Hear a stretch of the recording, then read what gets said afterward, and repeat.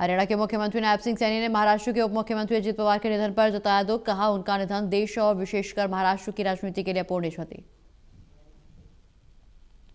महाराष्ट्र के deputy CM Ajit Pawar के निधन के बाद महाराष्ट्र सहित पूरे देश में शोक की लहर। कांग्रेस सांसद दीपेंद्र हुड्डा ने जताया दुख।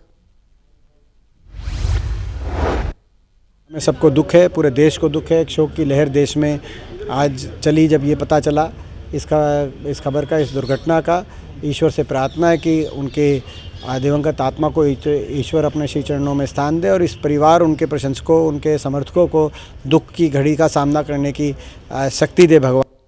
सीएम सैनी ने की अध्यक्षता में हुई एचपीडब्ल्यूसी की बैठक। 127.87 करोड़ की शहरी अवसंरचना परियोजना को मिली मंजूरी। सीएम सैनी ने परियोजनाओं को समय पर पूरा करने और गुणवत्ता मानकों का सख्ती से पालन करने की आवश्यकता पर जोर दिया। सीएम सैनी ने कांग्रेस पर लगाया आरोप। कहा, कांग्रेस के नेताओं ने राहुल गांधी को ये झूठ बोलकर मरवा दिया है कि वोट चोरी हुई। शुद्धिकरण होता था, वही जानते हैं कि उन्होंने क्या शुद्धिकरण किया उसके अंदर। वो तो जिसकी वोट होती थी और जो अधिकार होता था जिसका भी मेरी वोट होनी चाहिए, उसकी तो काट देते थे ने। ऐसे लोगों की वोट एक एक मकान के अंदर भर जाती थी कि 100-100 वोट का गुच्छा वहां होता था अरे एक एक घर में। और अब जब उसकी जांच हो रही है तो उसमें पता ही नहीं लग रहा, उसके नाम के व्यक्ति नहीं है वहां पर। और जिस प्रकार का इन्होंने वो बेचारा। ने राहुल गांधी द्वारा कुरुक्षेत्र में कांग्रेस के जिला अध्यक्षों के प्रशिक्षण शिविर से भागने के आरोप भी लगाए। कहा, कुरुक्षेत्र में कांग्रेसी अपना अपना राग अलाप रहे थे।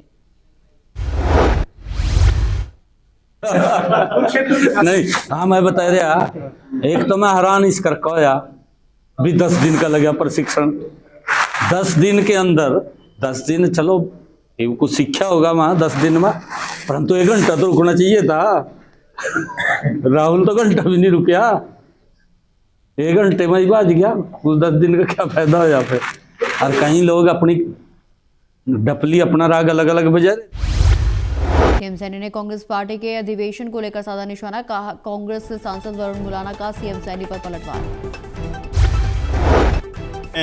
पानी हमारा रुक जाता है, राजधानी में स्थान हमें नहीं मिलता। विधानसभा के लिए जो मौजूदा बिल्डिंग है उसके अंदर जो हमारा न्याय वाला 40% हिस्सा है वो हमें नहीं मिलता। सरकार ऊपर भी बीजेपी की।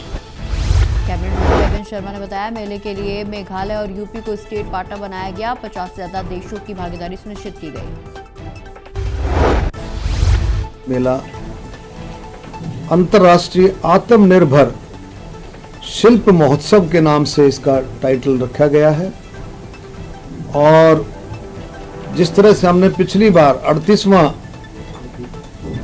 अंतर्राष्ट्रीय शिल्प मेला आप लोगों ने भी देखा, आप लोगों ने के पास सारी फीडिंग आई होगी, फीडबैक भी पूरा आया है कि जिस तरह से इसकी सुंदरता और छटा दिन।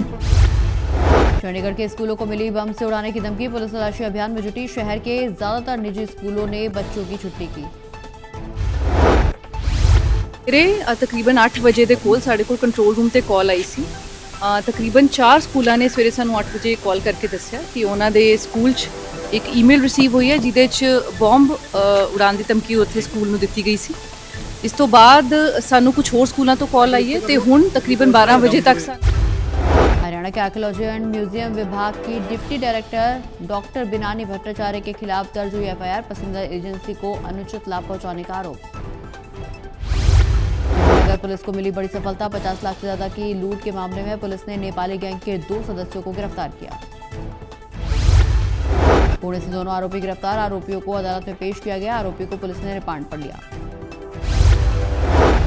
नौकर बनकर एक लड़का रहता है, नेपाल से जो आया था, इस घर पर नौकर बनकर रहा और उसने 2.5 महीने तक यहाँ काम करके फिर एक दिन नशीला पदार्थ परिवार वालों को खिलाकर और अपने 4 अन्य साथी बुलाकर उनके साथ लूटपाट की थी।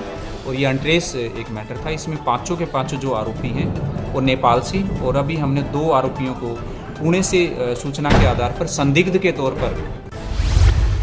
रेवाड़ी कोर्ट में वकीलों के बीच हुई लड़ाई। वकीलों के बीच हुई लड़ाई का वीडियो भी वायरल। आरएफआईडी से बदली सफाई की तस्वीर। हिसार नगर निगम की कूड़ा उठान व्यवस्था बनी देश भर के लिए मिसाल।